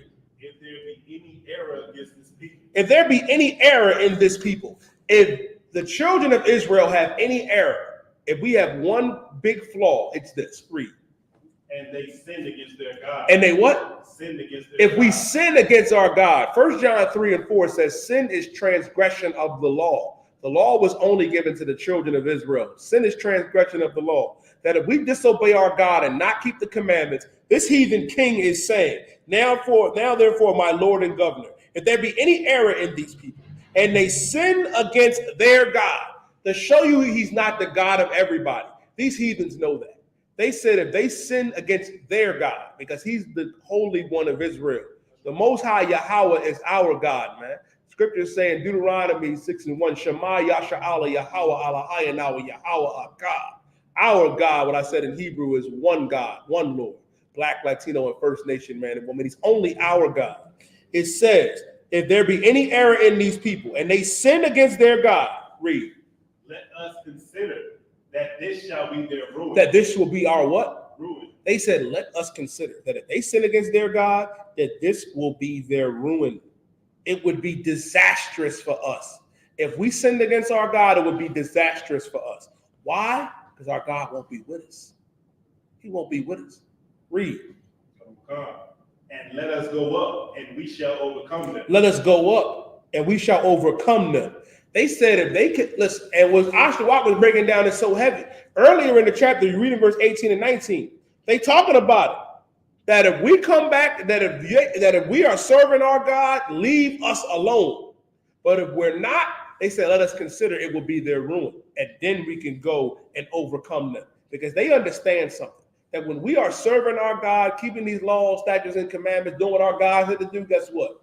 Our God said, you know what I mean? In Exodus, I'll get it for you. Where the Lord said, you know what I mean, that he would be an enemy unto our enemies. Paraphrasing. Our God said that he would be an enemy unto our enemies if we did what we were supposed to do. That's Exodus chapter 23 and verse 22. But if thou shalt indeed obey his voice, if we obey our God and do all I speak, then I will be an enemy unto thy enemies and an adversary unto thy adversaries. If we do what our God said to do, he will be an enemy to our enemies and an adversary to our adversaries. Romans 8 and 31 says, if God be with us, before us, who can be against us? Who can stand up against our God if we're doing what our God said to do? These heathen understand that. That's why they push every evil and wicked vice. That's why they push integration. That's why they had plants like brothers like Martin. You know what I mean? And every other wicked leader that we had, man. Because they want us to go against our God because it would be our ruin. That's right. That it would be our ruin. They know this. They know that. They know that if we come against our God, they got us right where they want us. They got us right where they want us if we are not serving our God. And to answer your question, Brandon T. Johnson was never in the truth. Never in the truth. Understanding you're an Israelite is cool. It's good. It's amazing that you know that you're an Israelite. We've been doing this since 1969 here in the Israelite School of Universal Practical Knowledge under commanding General YAHANNA. And why you should not put your faith and trust in any celebrity, because let me tell you something. That money, power, and fame that Esau is providing them, it's a hard thing to let go. The scripture says that not Christ said it'd be hard. Listen, for a rich man to enter into the kingdom of heaven, it'd be got a better chance of a camel going through the eye of a needle. It's going to be hard for a rich man to get into it. It's because they talk a good game don't mean anything. You have to come and show. You got to come and show. And if you a brother out there, man, that's out there knowing you an Israelite, that's cool. But come get down with your brothers, man. Put on that all black. Put them boots on. Come and be a soldier. You know what I mean? Listen, I used to be an individual like too. I used to be a brother on the internet, you know what I mean, by my damn self, not knowing anything. But guess what? You come up in here, man, you're going to understand and experience a brotherhood, a sisterhood that you never felt in the world before, that you never felt outside, because it ain't out there. And I know some of y'all brothers are sincere. I do understand that. But if you really are sincere, if you really want to get down, you put them boots on, you put that all black on, and you'll get to work, because that's what it's about. Like when the Lord said that there should be no discord amongst us, like it shouldn't be, oh, this camp and that camp and this camp and that. It shouldn't be that. It should not be that, because we dealt with this before. Moses had to deal with this. Aaron and Miriam challenged Moses' authority, and God had to check Aaron and Miriam. And how did God do it? Miriam and Aaron tried to come up against Moses, and the Lord had to check them on that. I pray you understand. Listen, same thing happened when they tried to come against Paul. The demon had to tell him, Christ I know, Paul I know these disciples. Who are you? Who are you? You could be known too. You got to come in here, man, and do it. You got to boot up. Go ahead, Ashtawa. If I could, a lot of people don't understand that the prophets in the Bible, they was all, a lot of times they was together. Mm-hmm. They all was together, they knew each other. It wasn't a separate group. Come. This group and that group. Other groups that you hear about in the Bible might just be another group of people, or it might be the people that ended up being unalive and not living because, or they did not written up in the books because they was a separate group. You know what I'm saying? And I believe it was Texas where a lot of the brothers in the school now was in it was. And the brothers met at the I.S.U.P.K. and they got taught and talked to and corrected. And they took off them shirts and the fringes, got into the truth and became pillars in the truth. Man. You understand what I'm saying? Them people It could happen. made that fake Israelite group in Jesus Christ's time that people, it say leave them alone. Where's they book at in the Bible? Exactly. And what's so heavy, Ashtawa, there were fake Israelites during the time of Christ. Right. When Christ, our king, was walking the earth, you had brothers that didn't get down with him. John the Baptist was not down with Christ. How do you know? He had disciples. I want you to imagine something. That's what brothers, I know a lot of brothers don't understand this. Like when it talks about, when the brothers came up, we're disciples of John. They came up to our king with that. Like, could you imagine that insult? Like, who? The what? And you got to understand something. John saw Christ. He saw the dove descend upon him. You know what I mean? He saw what all the other prophets wished they could see. He saw it with his own eyes and still fell weak and didn't follow Christ. Don't be that brother. Don't be that brother. You can't be. It was discord then. John didn't want to follow Christ. Listen. And what did Christ say? Go ahead, Gabar. When was this? Oh, go pull it, Oscar. What? I'll show it to you. You know what I want? Which one? You can just post some of it in our. Yeah, I'm about to get you right now. I want you to go to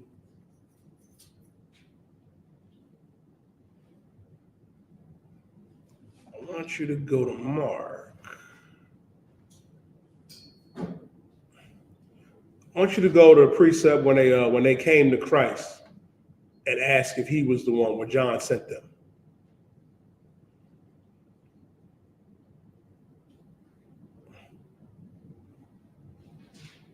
We'll break that down for you.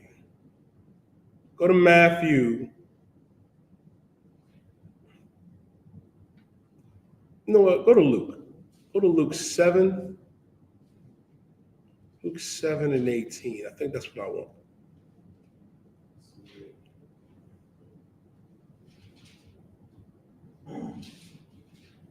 We start at 17.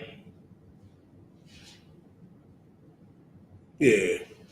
The book of Luke, chapter 7, 17.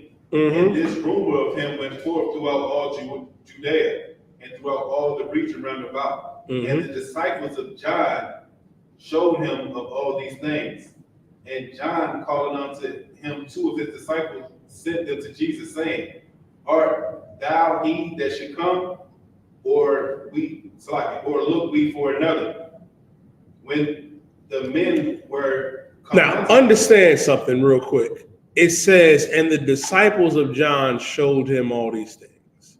And John calling unto him two of his disciples and sent them to Jesus.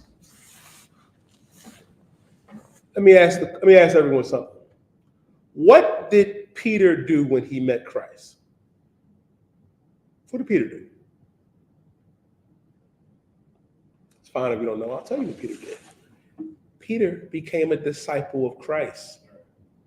John, not the Baptist, the disciple, and his brother James became disciples of Christ. Bartholomew, Matthew, Nathaniel, they became disciples of Christ. Why did John the Baptist not become a disciple of Christ? And he saw Christ. He baptized him. Ooh-wee. And he felt some type of way about that. He was like, who am I to do this to you? Christ was putting away with that. Like, all right, this is done. Because baptism with water don't mean anything. If you dip a sodomite in water, he's going to come up just wet. And they're going to cleanse him of that. It was a time where John baptized everybody in Jerusalem. Everybody in Israel, damn near. You got to ask yourself this question. Why didn't he drop everything and become a disciple of Christ? Why does he still have disciples? And you know who Christ is. You know. He saw the dove descend upon him. He knew who he was. But even back then, you had brothers that didn't want to follow orders. They don't want to say con out of one con. And let me tell you something. Rank and order is all throughout the Bible. It's all throughout it. It's all throughout. It's countless precepts, in Deuteronomy, where it talks about where he made generals, he made captains, and he made, captains of 10,000, officers, of 5,000. Like, it's all throughout the Bible. That discord was even then. And for even John to send his disciples to Christ. And what did Christ say? And what did he say? Keep going. It says, when the men were come unto him, they said, John the Baptist has sent us. I'm on 20. Mm-hmm. And in that same hour, he cured many of their infirmities and plagues and of evil spirits. And unto many that were blind, he gave sight. Mm-hmm. Then Jesus answering said unto him, Go your way, and tell John what things ye have seen and heard, how that the blind see, and the lame walk, the lepers are cleansed, the deaf hear, the dead are raised, to the poor the gospel is preached. And blessed is he whosoever shall not be offended in me. And when the messengers of John were departed, he began to speak unto the people concerning John. Christ checked them righteously, of course, but still checked the hell out of them. Like, you go tell him that the lepers are cleansed, the sick have been healed, the blind see. Let him know that. Why do you think Christ had to put it to him like that? It goes to show you, too, that Christ wasn't all sunshine and rainbows neither. The scriptures say that Christ was an austere man, that Christ was not a brother to mess with, man. He was very serious and stern in everything that he did. Why did he use that tone and check them on that and say, listen, you see what I just did? Who the hell is he? Who are you? Who are you? You're not on his level. You're not. John wasn't on Christ's level. And he knew that. Did John not also say before he met Christ that there would come one greater than I? That I'm not worthy, you know what I mean, to tie his shoes? That's what he said. But why didn't he fall in line? Go ahead. It sounds like he didn't want to give up his status. That's what it is. That's all it is. Look what brothers think they have. You think you were somebody. You think, oh, I have this, I have that. And that's why a lot of brothers don't want to come in. Because you know what's going to happen? Take a young fake Israelite group and take their so-called leader and 20 of his men. You know what's going to happen if they come in here? One of those men that were over that guy that was the leader is going to get raised up over him. And he can't have that. He can't have it. Because up here, you think you're somebody. You think because you know a few precepts. You think because, you know what I mean, you watch the I.S.U.P.K, you watch the breakdowns that you know something. You don't. You do not. The scriptures say, you know what I mean, that one needs to be taught again, weaned off milk. You got to humble yourself. You got to humble yourself. Go ahead, Ashtawa. If I could, too, another reason why people don't want to come into the truth is because they doing some type of wickedness, or they allowing some type of wickedness. That's the main thing. They know if they come in here, they're going to have to change. That's why. Yeah, most of them don't want to change. Right. In John's case, John fell weak. You can't fall weak. You can't. Now, I want you to give me the big one. Drop down and listen. And Christ had to check them. He had to let everybody else know what you came to see. He's like, this is how we roll. Now, drop down to verse 28. Verse 28. For I say unto you, among those that are born of women, there is not a greater prophet than John the Baptist. Christ said, I say unto you, among those that are born of women, there is not a greater prophet than John the Baptist. Now, you'll probably read that and you think this is a compliment. It's not a compliment. Oh, it's not. It's something far, far worse. Read. But he that is the least in the kingdom of God is greater than he. Read that last line again. But he that is least in the kingdom of God is greater than he. That's what Christ said. Christ said, for I say unto you, among those that are born of women, there is not a greater prophet than John the Baptist, but he that is least in the kingdom of God. Meaning this, in the kingdom, you could be a brother that can be one of the lowest of lows. You'll still be greater than any other heathen, of course, but you could have low status in the kingdom. Guess what? Christ is saying you're greater than John the Baptist. Why is Christ saying that? Why is Christ saying that? Go ahead, Ash. If I could, because by itself, it was like John was a good teacher, but for the teaching that was to come, Christ was in charge of that teaching, and he needed to get up under Christ to bring the kingdom of heaven forward. Because what he was teaching was the old way of teaching. So he was a good teacher in the way of respect of what was before, but it's a new covenant, it's a new prophecy, and you didn't get with the new covenant. You didn't get down with the real gospel and the real covenant. God, Ash, what you're saying is correct. And the precept is when Christ spoke about why don't you pour wine into old bottles, that new wine has to go into new bottles. That's your precept for that. Fake Israelites get that misconstrued. You read that and say, oh, well, those that were born of women, there was John. For I say unto you, among those that are born of women, there is not a greater prophet than John the Baptist. But he that is least in the kingdom of heaven is greater than he. Understand that. Because John did not follow Christ. Right. John did not follow Christ. He didn't. He did not.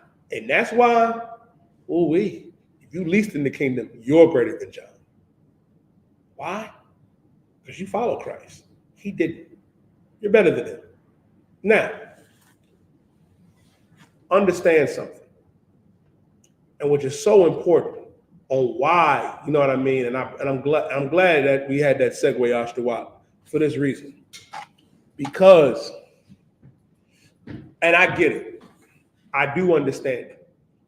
It's three words that are hard, you know what I mean, for some brothers to say, and that's con out of one con. And I'm gonna get to you in a second, Ash. I'm gonna tell you why, you know what I mean. That is, to use the little language is weak. Is weak if it's hard for you to say that. And I'm gonna tell you why. You tell the oppressor, sir, every day. You'll tell that devil, sir, oh, how you doing, sir? How you doing, Phil? You'll do that. Oh, you'll shuck and jive for real. You'll shuck and jive and tap dance for the oppressor. You can't say con on one con. You can't say, sir, to the men of God, the priests and prophets of the Lord. You know who else couldn't say, sir? John. He looked at our king, the greatest man he ever walked the earth, and said, I can't follow you.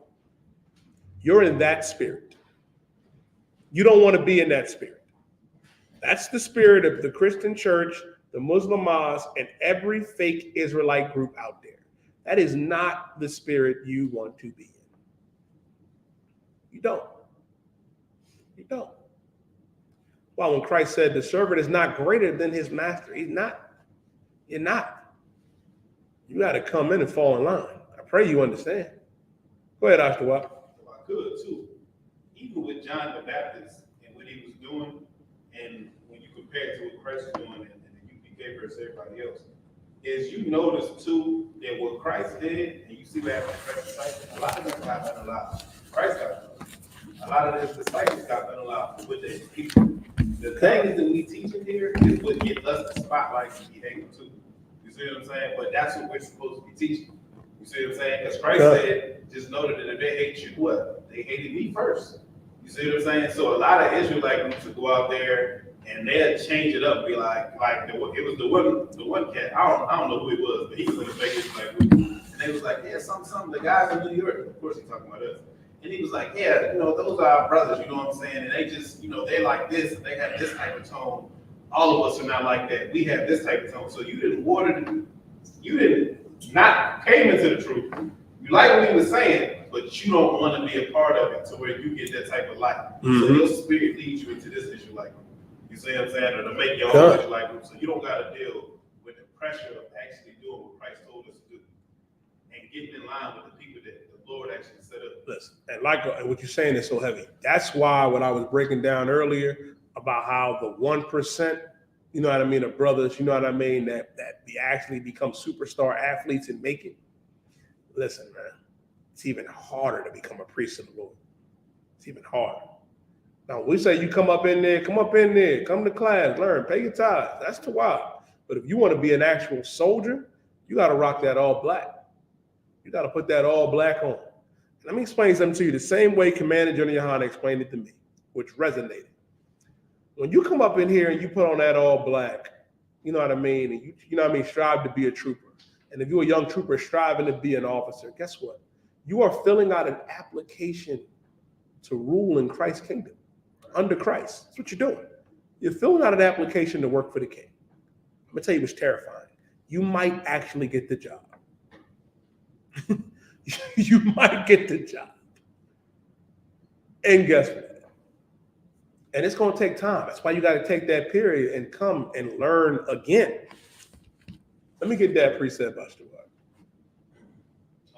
Weaned off of milk. Be taught again, or? Taught again, yeah. Taught again. Let me get that.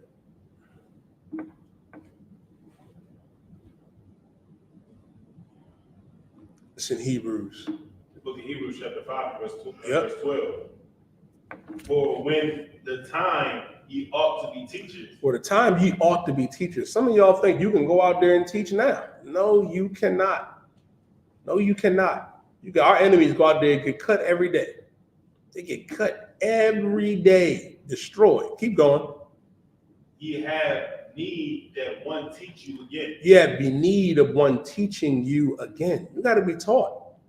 You got to be taught. You got to come up in here and learn again. You have to be taught. It's because you know if you saw a few breakdowns online, don't mean you can just go out there and do it. No, no, sir. You need to be taught again. Read. Which be the first principles of the oracles of God. Which be the first principles of the oracles of God. Read. And are become such as have need of milk and not of strong meat. Okay. Which be the first principles of the oracles of God. The oracles of God is these laws, statutes, and commandments. You know what I mean? You got to stay in order. And you have need of milk and not of strong meat. I wouldn't give steak to a baby. Baby can't eat steak, but they can eat milk. And that's what you are like when you come in here. You're like a child. And you got to be weaned off that. You got to be weaned on that milk. You know what I mean? Where you can get to the point where you can eat meat. Because you're not going to understand every breakdown. You're not going to know everything. The worst type of brother and sister is the brother and sister that think he knows everything. Think you can do it. You got that demon in your mind thinking, oh, this is easy. I can do it. No, you cannot. No, you cannot. You can't do it. And then you wonder why, you know what I mean, in every venture you fail. Because the Lord ain't with you. Right. Listen, if you want the Lord to be with you, you know where you got to be. You got to be right here. Go ahead, Ash. If I could, what you saying so heavy. Our people come up with all these different things and why we not doing this, why we not prospering, all these solutions that they try to have. And if you're not serving the Lord, it's not going to work.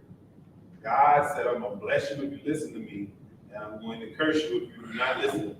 And part of us being cursed is that we do not prosper. Yeah. You understand what I'm saying? So what you bringing out is heavy. You have need to be taught while you trying to be a teacher. And that's the problem. You got Umar Johnson out here trying to teach, the school still ain't up. You got these cats and all these other, whoever is trying to teach. School ain't never coming. It's not raising up the people. You just teaching. And people just listening to you and giving you money. God. And here, people is actually being raised up. Marriages are being made. Families are being put together. You understand what I'm saying? Lives are being saved. People that would have kicked your door in or whatever, off the street, somebody that might have been into selling themselves on the street, they're not doing it. People come in here and become new people. Man. Absolutely, man. You understand what I'm saying? And begin to prosper. Why? Because we're doing what God told us to do. Our community not coming together. We're not fixing kids.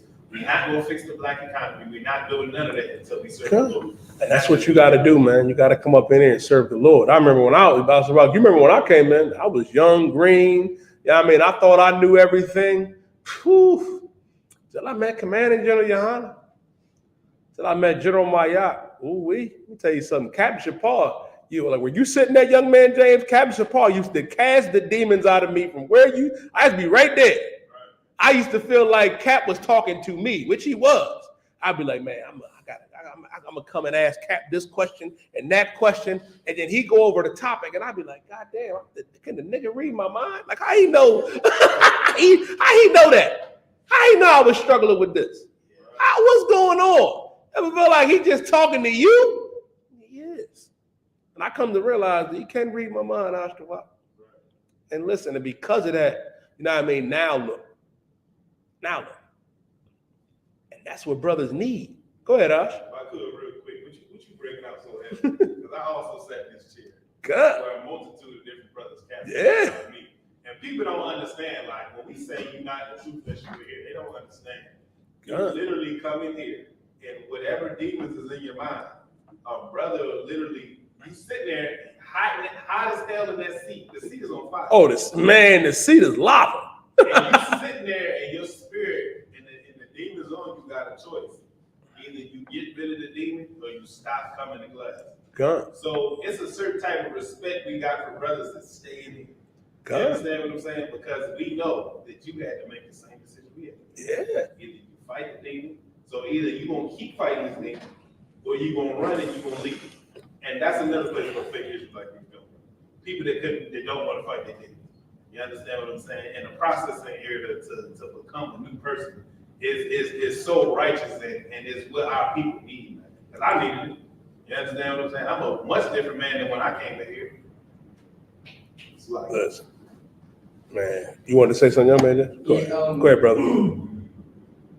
Before I came here, it was like so much respect and stuff that I had for guys. Like, it was a lot at home I had to deal with myself because I was smoking cigarettes, I was smoking weed, I was dealing with a lot of different women and not making it by mind. It was just like, you know what, before I got to this point to actually come to a physical class, like, I knew I couldn't come in here with who I was out there.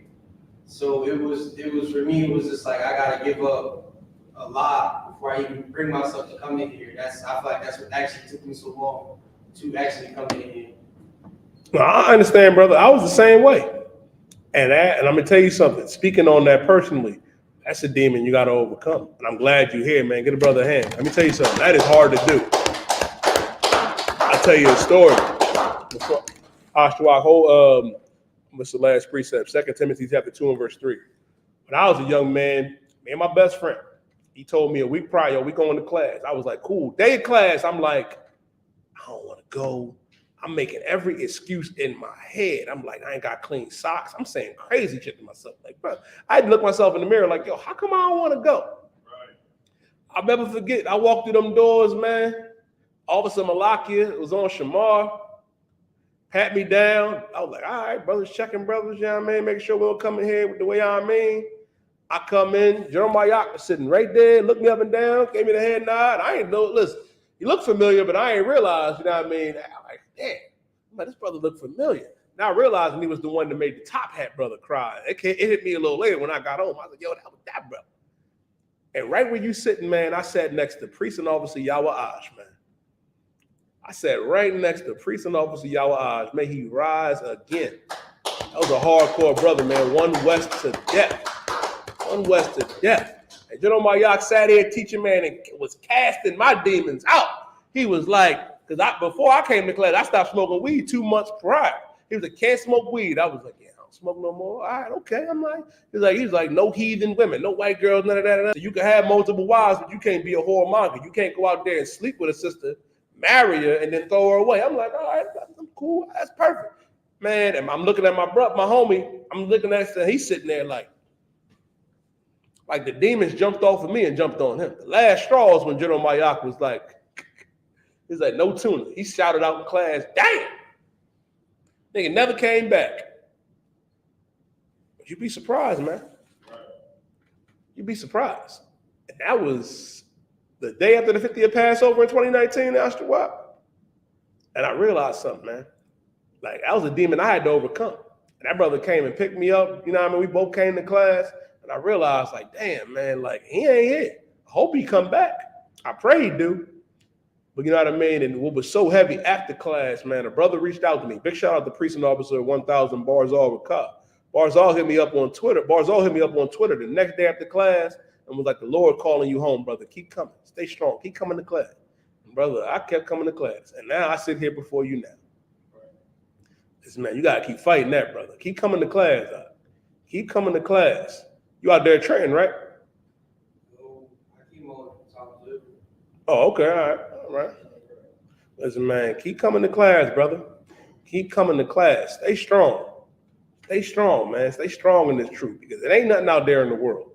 There is nothing out there. They want you to get high. They want you to be a brother that'll unalive your brother. They want you to be a whoremonger. We greater than that. Go ahead, I.S.U.P.K. Go ahead, brother. I felt like even before, like I said, my first, I felt like at home I watched a lot of y'all videos. Like I attend a lot of classes. Oh, son, Christ. You had said something like learning this will split you from who you were before, and I kind of feel that shift with me and my friends, and sometimes with me and my family. So in a sense, like I know I'm getting better at what I'm doing because it's splitting me apart from what I really used to like to do to what I like now. Listen, brother, that happens.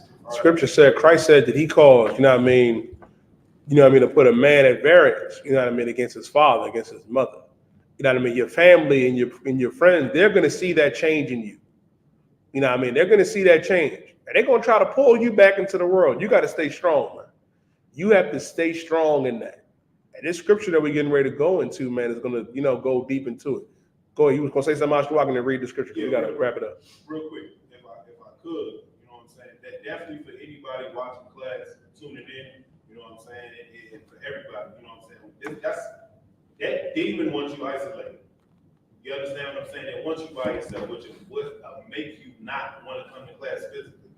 But the Bible also said there's a shame that brings glory. So for a brother to sit at home and watch us through the stream, and then stop smoking cigarettes, and you know what I'm saying, stop dealing with women a certain Most way, time, and Christ. stop smoking weed, you are already in the spirit where you need to be battling them demons. So that's still a good thing. That's an amazing thing, brother. Right, that you coming into class, and even the separation of your friends and your family is natural. And Christ had to do that with his own family. You Yeah. understand what I'm saying? His Oh mom and man, brother came looking for they him. came looking for him, man. And he said, "Who was my mother and who was my brother?" And his mom and brother was outside. He said, "Y'all are my family in here."